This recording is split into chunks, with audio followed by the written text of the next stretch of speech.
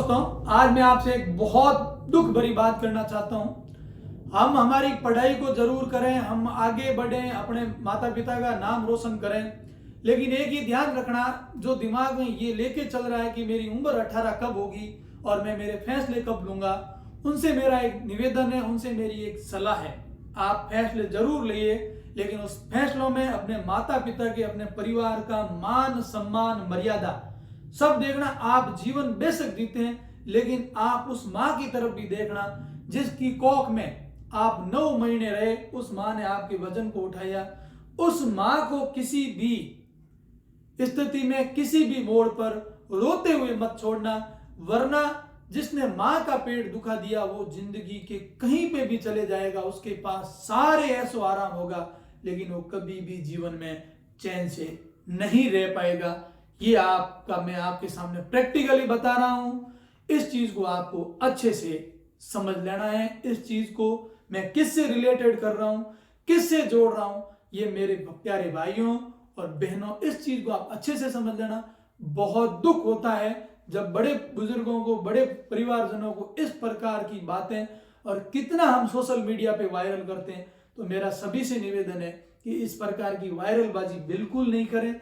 जो हो चुका है हो गया, लेकिन उस बात को हम कैसे कवर करें ये हमें करना चाहिए। फालतू की सोशल मीडिया में करके हम उस परिवार को और ज्यादा बदनाम कर देते। चलो क्लास। नमस्ते दोस्तों, कैसे हैं? उम्मीद करता हूं एकदम मस्त टकाटक होंगे। बेलन का घन घनाप के ये टॉपिक आपके अच्छे से समझ आए होंगे, ऐसी मैं उम्मीद करता हूं। हमारे साथ जुड़े हुए हैं 200, 250, 300 लोग कंटिन्यू जुड़े हुए हैं, और वो निरंतर देख रहे हैं और उनके फीडबैक भी मिल रहा है, तो मुझे बहुत अच्छा लगता है। आप जो भी साथी दिल से जुड़ते हैं, उनसे मेरा एक निवेदन है कि अपने भी रोज आप एक ऐसा टारगेट बनाइए कि मैं भी पढ़ रहा हूं, मेरे साथ एक व्यक्ति को आगे बढ़ो। क्योंकि आपकी सफलता जो है वो एक बात पे निर्भर करती है कि आप अपने 24 घंटों में से ज्यादा समय जहां दे रहे हो, सफलता वहां है। अब आप 24 घंटों में ज्यादा समय सोने में दे रहे हो तो आप कुंभकर्ण बन जाओगे। यदि 24 घंटे में आप ज्यादा समय खेलने पे दे रहे हो तो आप खिलाड़ी बनोगे, ये स्वाभाविक बात है। अब कौन सा खेल खेल रहे हो ये आपका इंटरेस्ट है। अगर 24 घंटे में से यदि आप ज्यादा समय पढ़ाई को दे रहे हो तो फिर आप, यानी सफलता बराबर क्या है? सफलता आपकी क्या कहलाती है? आपके द्वारा दिया गया अधिकतम समय, जिसको भी आपने अधिकतम समय दिया वो आपका क्या कहलाएगा? सफलता कहलाएगा। वो आपका टारगेट कहलाएगा, वो आपका गोल कहलाएगा, वो आपका लक्ष्य कहलाएगा। आज हमारी क्लास चलेगी शंकु की तरफ। शंकु की तरफ तो आपने देखा ही होगा कि क्लासें शंकु पढ़ा है। शंकु अपन खूब खाते हैं। क्या खाते हैं? आप बोलोगे कि साहब शंकु तो हमने कभी खाया ही नहीं। ये देखो ना, ये आइसक्रीम खूब खाते हैं। और आइसक्रीम भी देखिए, आइसक्रीम खाने का भी आप मजा देखिए।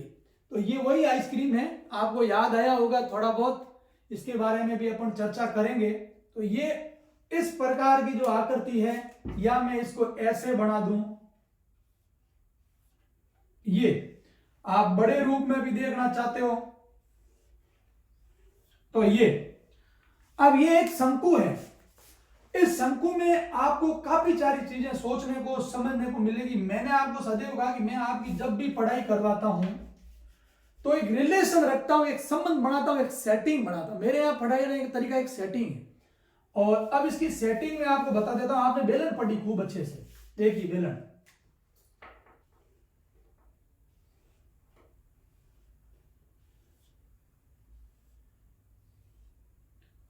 ये आपने बेलन पढ़ी।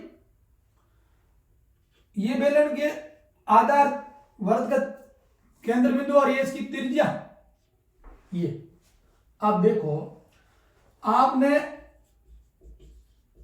बेलन का आयतन क्या लिखा था? कैसा? पाई आर स्क्वायर और एच। सही है। ये बेलन है, इसके बेलन के शीर्ष भाग से मैंने ये बना दिया। शंकु बना या नहीं बना? बना। लेकिन शंकु कितने बने? 1, 2 और 3। यानी एक बेलन में 3 समान शंकु होते हैं। तो शंकु का जो आयतन होता है वो बेलन का 1/3 होता है। ये हो जाएगा शंकु के आयतन का सूत्र। बेलन का आयतन ही था कि बेलन में कितने शंकु बनते हैं के साथ 3। यदि किसी भी बेलन की त्रिज्या और ऊंचाई और उसी शंकु की त्रिज्या और ऊंचाई होगी तो उस बेलन के आयतन के बराबर 3 शंकुओं का आयतन होगा। ये ध्यान रखना, पहली बात ये होगी। अब इस चीज को मैं हटा देता हूं, आप थोड़े समय के लिए देख लो। अब आपको एकदम शंकु नजर आएगा। आपको देखिए अपना ये शंकु है और ये शंकु का जो आधार है वो वृत्त है। ये ध्यान रखना, शंकु का आधार क्या होता है? शंकु का आधार सदैव होगा वृत्त।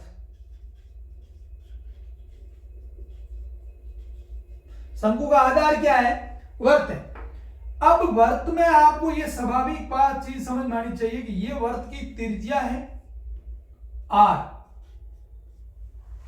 तो दो चीजें, एक तो यहां पर रहेगी वृत्त की परिधि और एक वृत्त का रहता है क्षेत्रफल। तो परिधि का सूत्र आपको पता है, ये हो गया, ये हो गई आपके वृत्त की परिधि। अब वृत्त के क्षेत्रफल का सूत्र भी आपको अच्छे से पता है, पाई आर स्क्वायर। इसके शीर्ष से जब मैं ये यहां डालूंगा तो ये यहां पर कितने डिग्री का कोण बनाएगा? 90 डिग्री। ये इसकी सीधी जो ऊंचाई है ये इसकी कहलाती है h, यानी शंकु की क्या कहलाएगी? ऊंचाई h। ये तो ये हो गया। जब ये 90 डिग्री यहां बढ़ गया और ये 3 भुजाएं हैं और ये तिरछी ऊंचाई है, इसको अपन कहते हैं शंकु की तिर्यक ऊंचाई। और इसको हमेशा छोटे एल से निरूपित करते हैं, ये ध्यान रखना। अब मैंने आपको समझ बढ़ाया था, अब यहां पर आकृति किसकी बनी भाई? त्रिभुज की। यानी यदि आपको यह आर और एच दे तो ये एल आप ज्ञात कर सकते हो। कैसे? कैसा? हमें अच्छी तरह से पता है कि समकोण के सामने वाली भुजा होती है कर्ण, होती है कर्ण। क्या है? कैसा? एल का स्क्वायर प्लस हो जाएगा बराबर आर का स्क्वायर प्लस एच का स्क्वायर।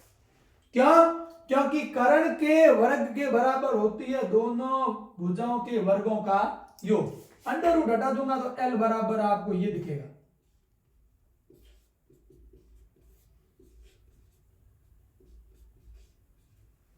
आ गई? अब ये मैंने कहा, आप बोलोगे सर एल का क्या मतलब है? एल का भी मतलब है भाई ये वक्राकार तो है। अरे बा गुल्फी सुन याद आई कुछ? हाँ भाई, तो ये वही कौन है? आइसक्रीम। इसको अपन शंकु को कहते भी क्या है? कौन, अंग्रेजी में CONE, कौन। कौन ही तो है ये। अब कौन वाली तो आप खूब खाते हो, आपको पता ही है, तो मैं इस बारे में ज्यादा विशेष क्या बताऊं, समझ गए आप। तो ये इसकी तिर्यक ऊंचाई है। तो अब अपने को ये पूछा जाए कि इसके चारों ओर का बारों भाग, ऊपर का नहीं, जहां से उसका ऊपरी भाग है जो वृत्ताकार, उसका नहीं चाहिए अपने को क्षेत्रफल, केवल इसके ये वक्राकार जो भाग है उसका वक्राकार, उसका चाहिए। तो वक्र में तो ये एल है ही आपके पास, तो वक्र का होगा। तो यहां आपको मैं लिख रहा हूं, शंकु के वक्र पृष्ठीय क्षेत्रफल होगा पाई आर और एल। आ गया समझ में? अब इसकी जगह ऐसा भी सूत्र होता है, pi R under root R square plus H square, क्योंकि एल की जगह ये मान भी तो आ सकता है। आगे समझ में? अब एक चीज और कि भाई ये तो हो गया शंकु का वक्र पृष्ठीय। अब चाहिए शंकु का कुल या संपूर्ण पृष्ठीय क्षेत्र। तब आप कहोगे कि संपूर्ण पृष्ठीय का मतलब क्या हो गया कि वक्र पृष्ठ भी चाहिए, नीचे आधार का भी चाहिए। समझ में आ गया कि भाई ये तो चाहिए और वो जो ऊपर भरा हुआ है अंदर वो भी चाहिए। तो ये तो हो जाएगा कि पाई आर एल तो चाहिए ही चाहिए, प्लस चाहिए नीचे जो वृत्त है उस वृत्त का क्षेत्रफल, और क्षेत्रफल का सूत्र होता है पाई आर स्क्वायर। इन दोनों में से कॉमन क्या आएगा कि पाई और आर कॉमन आ गया, तो ये पाई और आर कॉमन, यहां बचा एल, बीच में आया प्लस का निशान, पाई बार है, एक आर भी बार है, यहां आर कितनी थी 2, तो अंदर आर बच जाएगी 1। ये बन गया शंकु का संपूर्ण पृष्ठीय क्षेत्रफल। ये हो गया शंकु का वक्र पृष्ठीय क्षेत्रफल और ये हो गया शंकु का आयतन।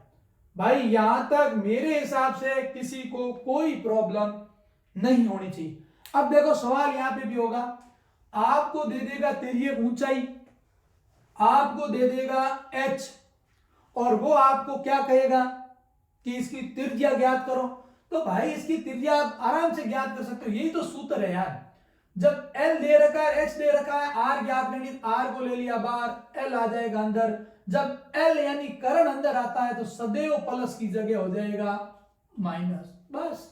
या फिर आपको L दे दे, R दे दे और आपको क्या ज्ञात करने के लिए बोले H, तो यही सेम है, H को ले लेना बाहर, L आएगा अंदर। L जब भी अंदर आता है यानी कर्ण जब भी अंदर आता है, मैं सदैव बोलता हूं माइनस होगा और ये हो जाएगा r का स्क्वायर। उम्मीद करता हूं शंकु के बारे में आपके कोई भी किसी भी प्रकार का समाधान नहीं होना चाहिए, किसी भी प्रकार की कोई चिंता दिमाग में नहीं रहनी चाहिए। तो ये तो हो गया शंकु। शंकु के बारे में यदि कोई आपके प्रॉब्लम है तो मुझे कमेंट करके जरूर बताना और वीडियो को लाइक जरूर करें दोस्तों, क्योंकि आपका एक लाइक मुझे बहुत मोटिवेट करता है, मुझे बहुत अच्छा लगता है। तो ये हो गया शंकु। अब आगे चलते हैं, आगे की क्लास में क्या होगा, जस्ट तुरंत आगे शंकु का एक पार्ट है और वो पार्ट कैसे, यदि मैं शंकु को यहां से काट देता हूं तो ढोनी में बाल्टी है वैसी नजर आएगी नहीं, घर में जो बाल्टी होती है बाल्टी ऐसी ही होती है, नीचे उसका वर्ताकार भाग होता है, ऊपर उसका वर्ताकार भाग होता है, लेकिन नीचे का वर्त छोटा होता है, ऊपर का वर्त बड़ा होता है। अब देखो इसके आगे क्या चलता है, देखो भाई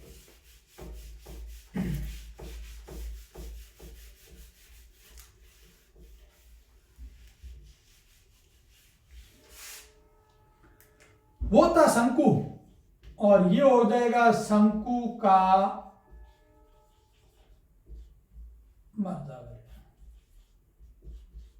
चिन्ह। अब आप बोलोगे सर चिन्ह क्या होता है, मैं बताता हूं।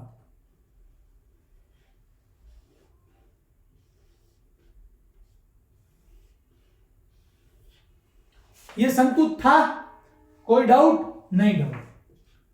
ये शंकु की त्रिज्या, इस शंकु को जैसे यहां से काट दिया,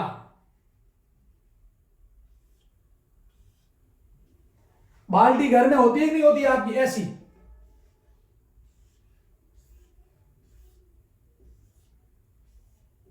ये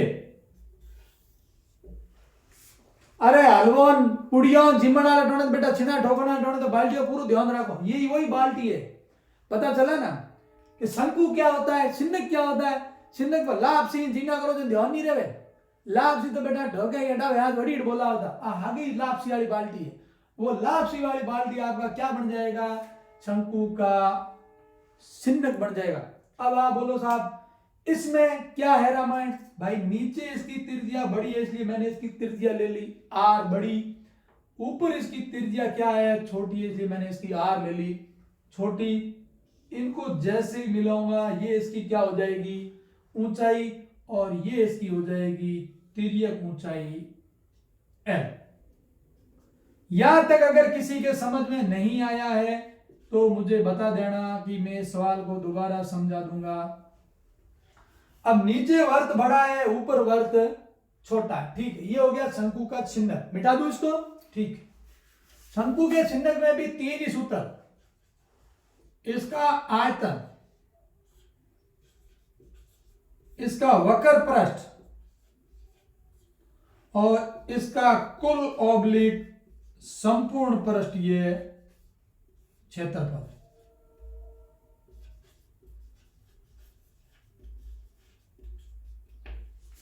हो गया।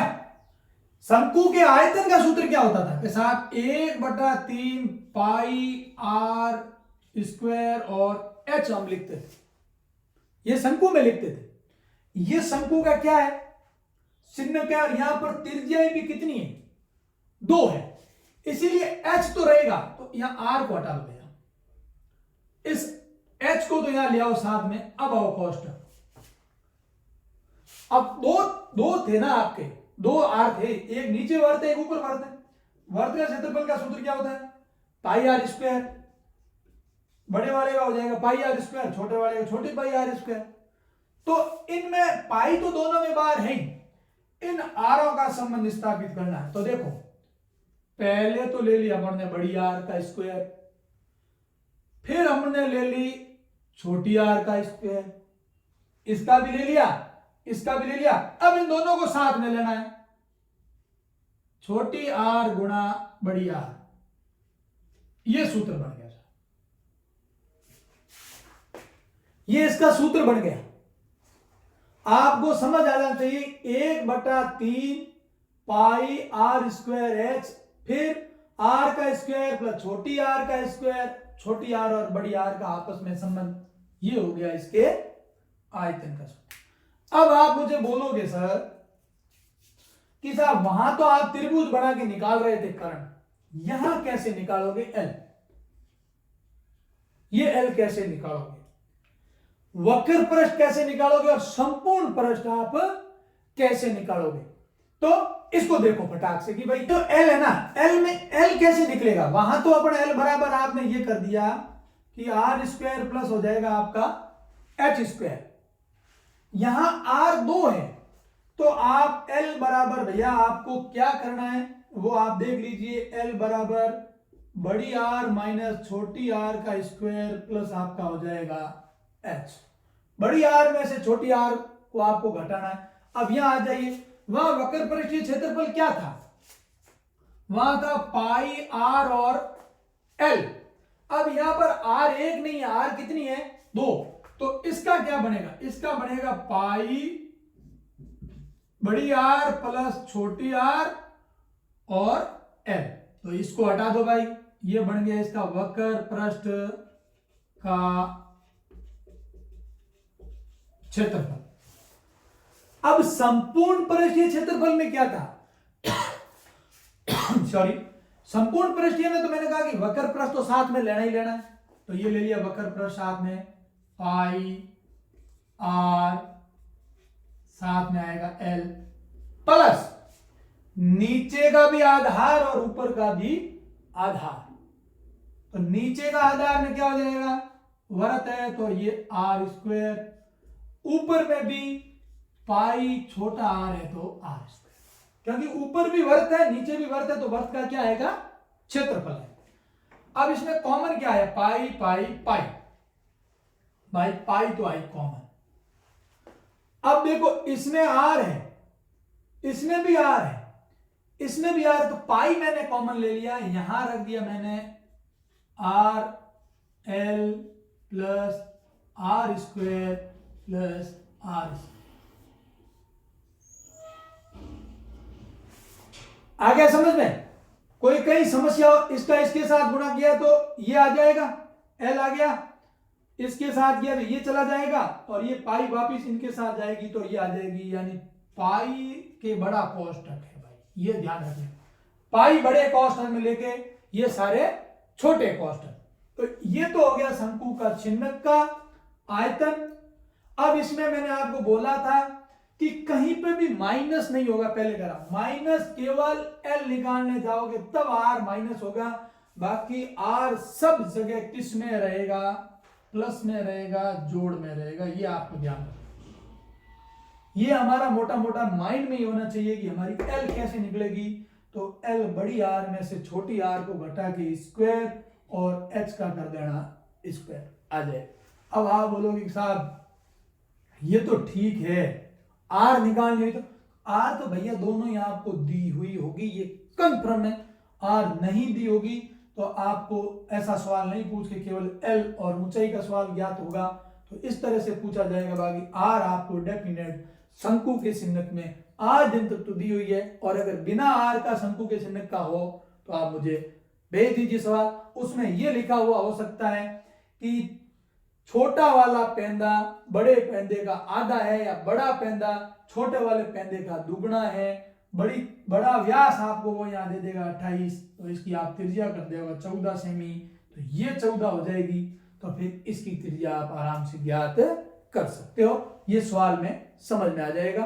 अपन इससे संबंधित विभिन्न परीक्षा में आए हुए सवालों को आगे देखते हैं। हाँ, बहुत ही बढ़िया सवाल आपके सामने।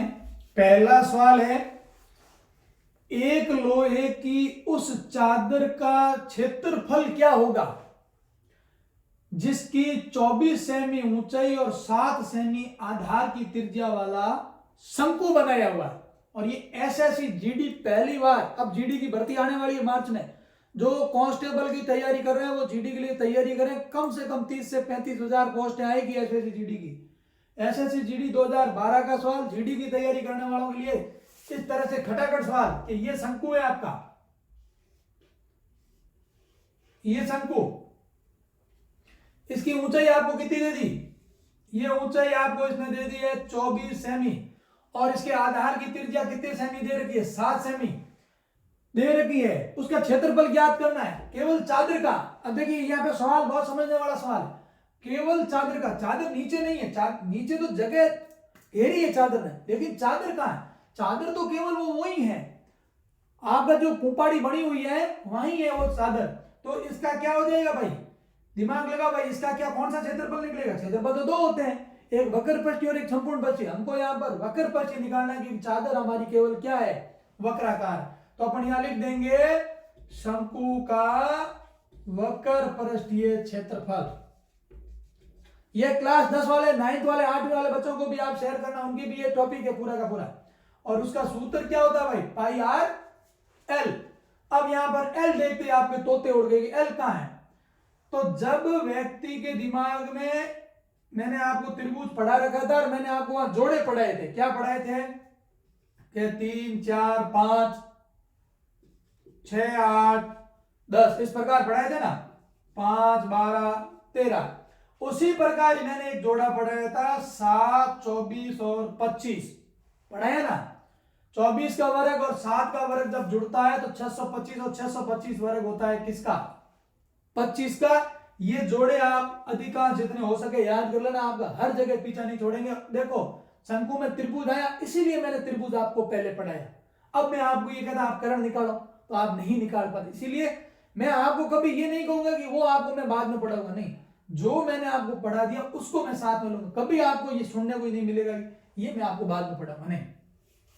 ये देखिए, तो ये 25। अब यार एल का तो आपको पता है, एल तो ऐसे ही निकलेगा ना, आर का स्क्वायर प्लस एच का ही तो निकलेगा यार भाई।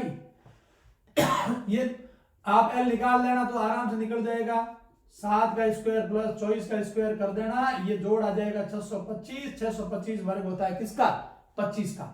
अब ये सूत्र पाई बराबर 22/7, आर है 7 और ये गुणा हो गया 25। 7 में 7 का भाग एक बार, 22 गुणा 25 क्या हो जाए? 22 गुणा 25 जो भी आएगा क्षेत्रफल है तो क्या हो जाएगा? सेमी स्क्वायर हो जाएगा। अब आपको ये सवाल एग्जाम में आप कैसे करते हैं? एग्जाम में आप तुरंत आपको 24 और 7 दिखाई दिए और इसकी चादर पूछी, आपका सीधा दिमाग में आया एल 7, 24, 25 आपके समझ में आ गया, सीधा सूत्र में लगाएगा। अब आपके दिमाग में हो गया 22/7, 7 से 7 कट गया। अब मेरे को सीधा गुणा किससे करना है? 22 गुणा 25 से करना है। यानी इस सवाल को आप 20 मिनट में गोला भर देते अगर आपको इसका ट्रिक पता है। अब वो कहते हैं सर ट्रिक बताओ, भाई इसमें ट्रिक क्या है? ट्रिक आपकी समझ में आ गया कि ऊंचाई और मुझे आधार की त्रिज्या मिल चुकी है, लेकिन मेरा जो सूत्र है यानी वक्र पृष्ठ में मुझे एल चाहिए। एल में क्या है? ऊंचाई, और जब भी ऊंचाई और त्रिज्या सदैव आपका समकोण बनाती है, ये ध्यान रख लेना। और समकोण की सामने वाली भुजा आपको ज्ञात करनी एल, तो फिर आपको जोड़ा पता है और यहाँ जोड़े में ही आता है, कभी भी कैलकुलेशन पॉइंटों में नहीं आती है। ये मैं सदैव आपको बोलता हूं। सीधा 25, फिर आप 22/7, 7 से 7 कट गया कि मेरी 7 से 7 त्रिज्या, ये लो 7 से 7 कट गई। 22 गुणा 25 करते, जो भी उत्तर आएगा उसको कमेंट में डाल लेना इसका गुणा कितना होता है। मुझे गुणा नहीं आता, मुझे आपको ट्रिक समझाएं। चलो अगला सवाल देखिए।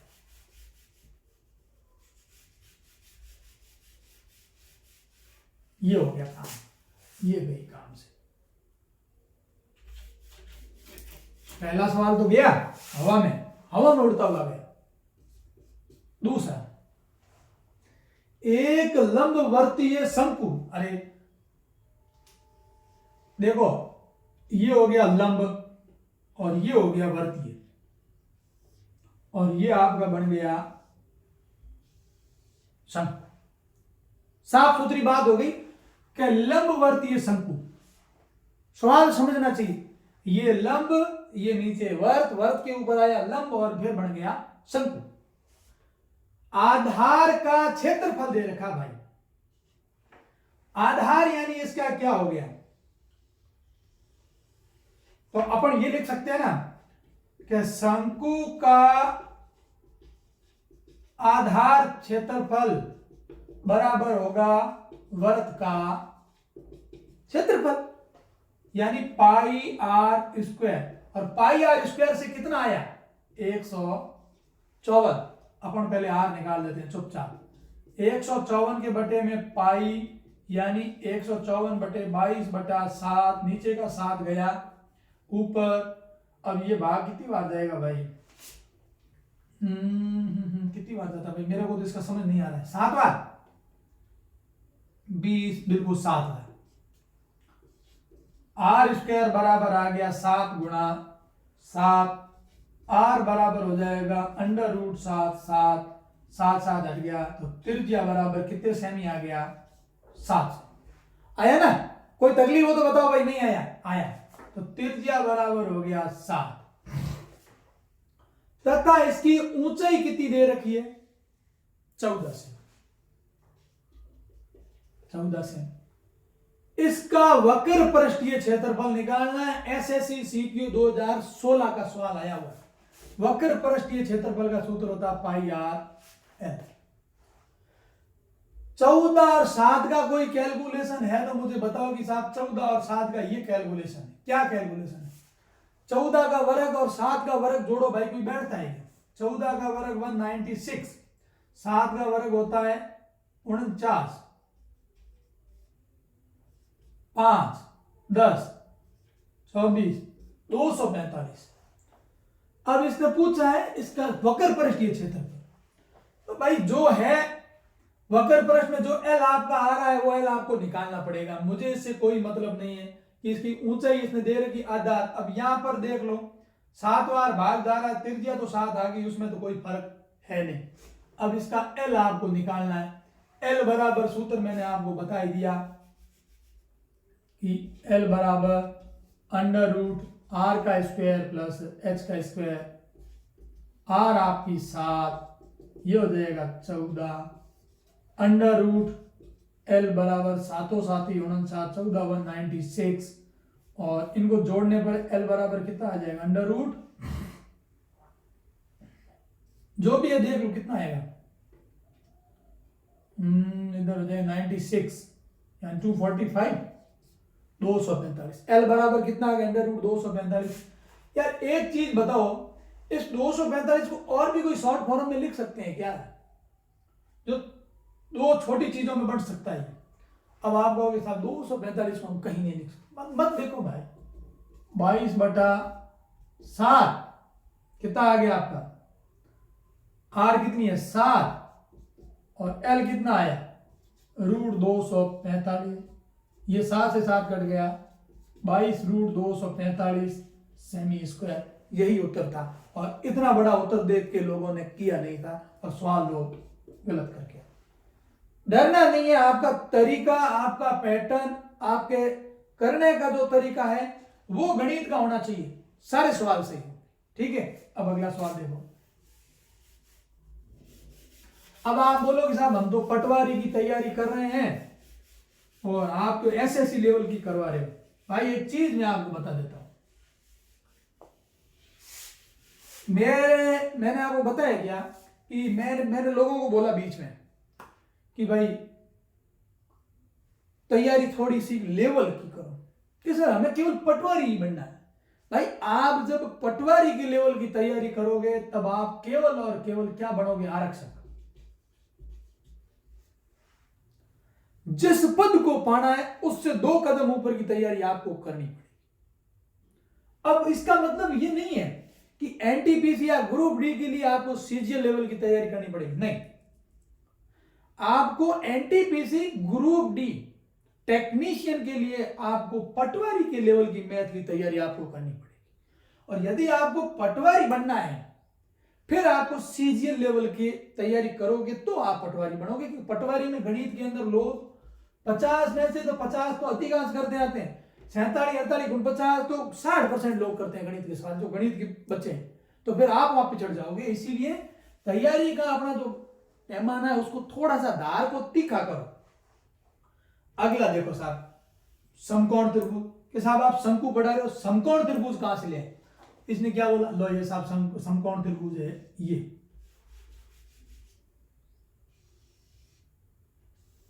ये समकोण त्रिभुज बन गया, कोई दिक्कत नहीं। समकोण त्रिभुज को बनाने वाली भुजाएं ये 12 सेमी, ये 16 सेमी। बड़ी भुजा को अक्ष मानना, ये अक्ष, ये अक्ष है, ये अक्ष है। बड़ी भुजा को अक्ष मानकर घुमाया जाता है। अब इसको इसके चारों ओर घुमाना है, इसको यूं पकड़ के चारों तरफ घुमाना है, यानी ये यूं घुमाना है। भाई ये बड़ी भुजा है, इसको अक्ष मान लिया। अब इसको आप सपोज करो मैं इसको यूं होकर ये चारों तरफ घुमाऊंगा तो ये इस प्रकार का गोला ही तो बनेगा भाई, ये गोला ही तो बनेगा। फिर क्या, अक्ष मानकर घुमाया जाता है तो इस प्रकार बने शंकु का आयतन ज्ञात कीजिए। अब इसका आयतन ज्ञात करो, ये 16 है, ये 12 हो गई, ये पूरा व्यास हो जाएगा इसका 24 सेमी। शंकु का क्या ज्ञात करना है, आयतन। और सवाल कैसा है, आरएस 2016 में आया हुआ सवाल है, इसीलिए इस सवाल में समझने लायक यही था कि इसने अक्ष कौन सी भुजा को मानता है, या टैलेंट ही देखना था, बाकी सीधे मान दिए हुए थे। अब वो बड़ी भुजा किसको मानता, छोटी भुजा किसको मानता, तो ये सवाल गलत हो जाता था, इसकी त्रिज्या चेंज हो जाती। लेकिन आयतन का सूत्र होता है 1/3 पाई आर स्क्वायर और एच। आप बोलते सर क्या फर्क पड़ता, गुणा ही तो करना, नहीं भैया। अब यहां 2r गुणा होगा 12 का, और अगर आप इसको यहां कर देते, बड़ी भुजा को उल्टा घुमा लेते, अगर इसके सापेक्ष यूं बड़ी भुजा को यूं घुमा लेते तो आर कितनी बन जाती, 16, और ऊंचाई कितनी हो जाती, 12। बिल्कुल गलत हो जाता। दोनों ही उत्तर थे सवाल में दोनों ही उत्तर थे, लेकिन यहां पर जो लिखा हुआ था इस सवाल में वो ये लाइन थी कि तो बड़ी भुजा को अक्ष अक्ष अक्ष जिसके ऊपर टिकी हुई है इसको अक्ष मानना, और फिर इसके चारों ओर घुमाना। यानी ये ऐसे थी और ये यहां पर था, तो इसको यूं घुमाना है, शंकु को, त्रिभुज को यूं घुमाना है। तो आप सोचो, इमेज करो कि यूं घुमाओगे तो वर्त नीचे ही बिल्कुल टोपी के आकार का बनेगा, नहीं बनेगा? हाँ सर, टोपी के आकार का तो बनेगा। तो वो बनाने का काम करो और फिर इसका आयतन निकालना। अरे आयतन तो इसकी बात अपने मारवाड़ी कोई कहे औंधी भाई निकाल दे। आर कितनी है, 12 गुणा 12, ऊंचाई कितनी है 16, 4। अब भाई ये 7 तो किसी से कट नहीं रहा है, तो 22 गुणा 4 गुणा 12 गुणा 16 बटे 7, जो भी आए सेमी में है तो सेमी आयतन है, इसीलिए क्यूब। इसका कितना आया उत्तर, कमेंट में जो अंतर वीडियो देखते हो कमेंट जरूर करें इसका कि सर इसका उत्तर ये आया। बिल्कुल कमेंट जरूर करें सर इसका उत्तर ये आया। अगला सवाल देखो,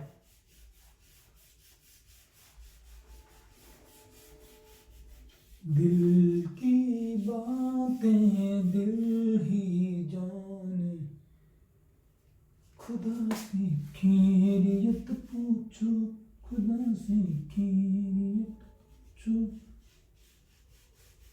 कभी कभी गाने भी गा लिया करो, इतना मायूस होने की जरूरत नहीं है। अब आया है बाल्टी। एक बाल्टी के आकार का आधार व्यास, बाल्टी आते ही आपके दिमाग में आना चाहिए हमारा क्या है, शंकु का छिन्नक। यानी हमारी बाल्टी ऐसी है, बाल्टी होती है हमारी ऐसी होती है भाई। अब मैं इसको ऐसे बढ़ाऊं, अरे पोलियो हो गया भाई इसको।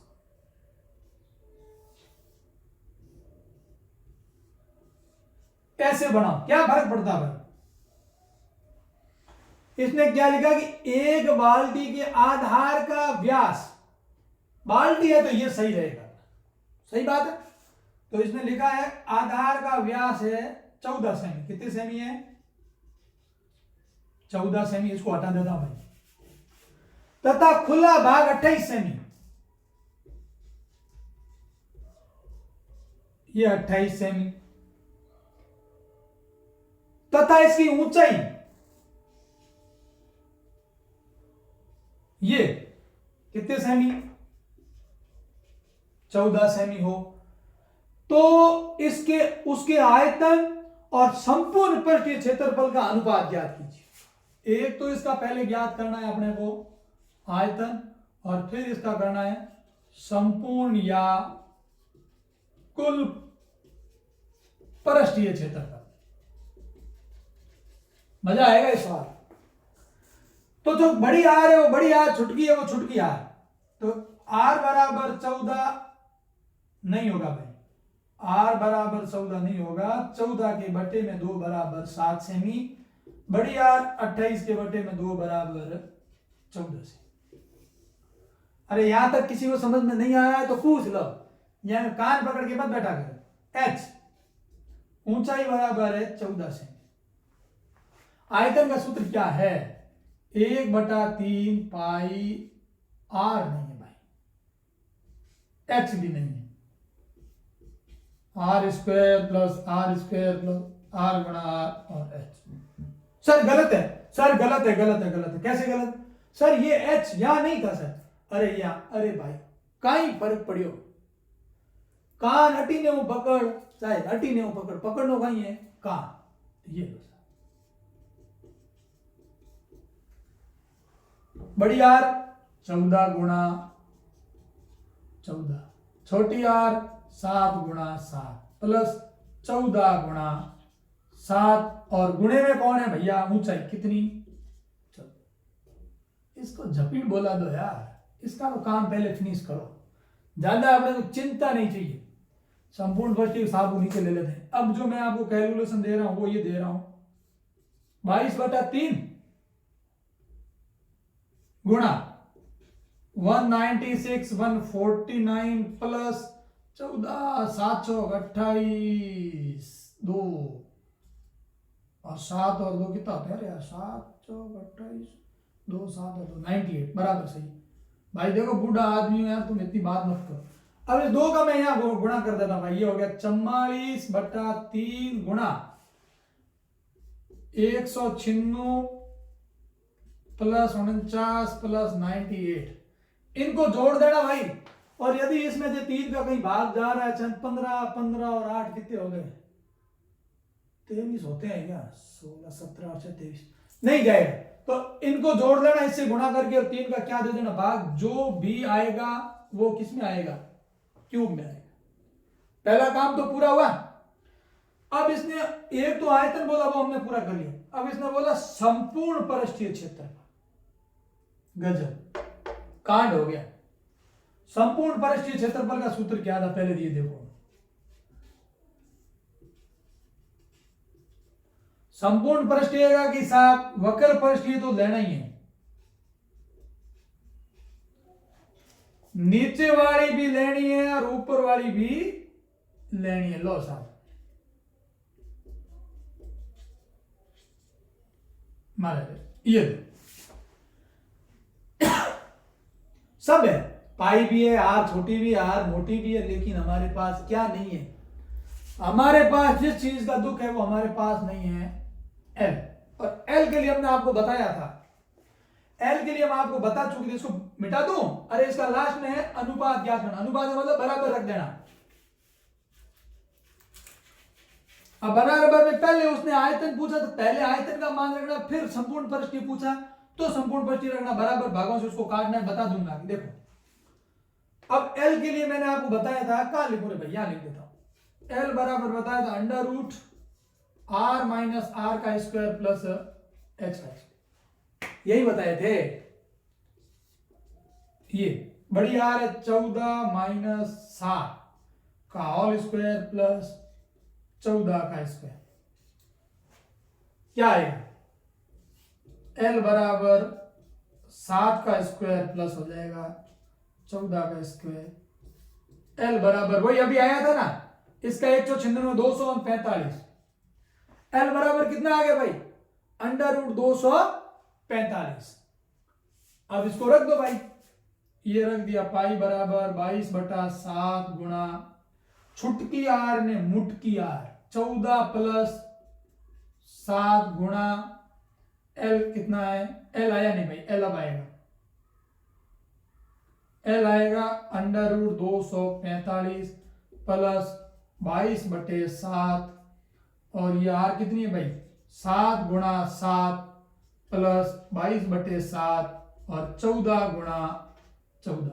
इसको हल करके बताना मुझे भाई, मैं यहां लिख रहा हूं उसका फाइनल, यहां लिख रहा हूं क्या मान आया, फाइनल इसका मान आ गया साहब 22/7 गुणा 7 और 14 जुड़ के हो गए 21 गुणा अंडर रूट 245 प्लस, अरे 7 से ये 7 काट दिया तो हो जाएगा 22 गुणा 7, इस 14 से ये कट गया 2 तो वहां प्लस हो जाएगा 22 गुणा 14 और 2 का गुणा किया तो कितना हो जाएगा 28, या फिर एक बार मैंने और काट दिया तो ये गया 3, 22 और 3 का गुणा किया तो यहाँ कितना आ जाएगा कैसा 66 और ये हो जाएगा अंडर रूट 245 प्लस इसका हो जाएगा 154 प्लस, यार इतना लंबा मुझे नहीं आता, गुणा कर लेना भाई है ना, 22 गुणा 28 जो भी आएगा वो आपका हो जाएगा सेमी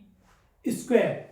अब ये तो आ गया आपका कौन सा, संपूर्ण पृष्ठीय, ये आपका जो आ जाएगा वो क्या आ जाएगा आयतन, और इसने पूछा था कि आयतन और संपूर्ण पृष्ठीय का क्या पूछा है, अनुपात, किसका किसका, आयतन अनुपात संपूर्ण, तो आयतन का जो भी मान है यहां रख देना बराबर संपूर्ण पृष्ठीय यहां रख देना, यदि बराबर में अगर कट रहा है तो उनको काट के छोटा कर लेना, नहीं तो जो भी आए आपका जो भी उत्तर आए मुझे कमेंट बॉक्स में जरूर डाल देना, ठीक है भाई। किसी प्रकार की कोई समस्या हो तो कमेंट कर देना, आपके कोई भी सवाल हो तो कमेंट में लिख के भेज देना सर ये सवाल है, तो सारी चीजों का मैं आपके समाधान करवा दूंगा। शंकु से संबंधित मेरे हिसाब से आपके एक एक क्लास में आपका काम क्लियर हो रहा है, थोड़ी क्लास बड़ी हो रही है लेकिन क्लास में आपको पूरा मजा आएगा, ये मेरा उम्मीद है। आप टिके रहिए क्लास के साथ।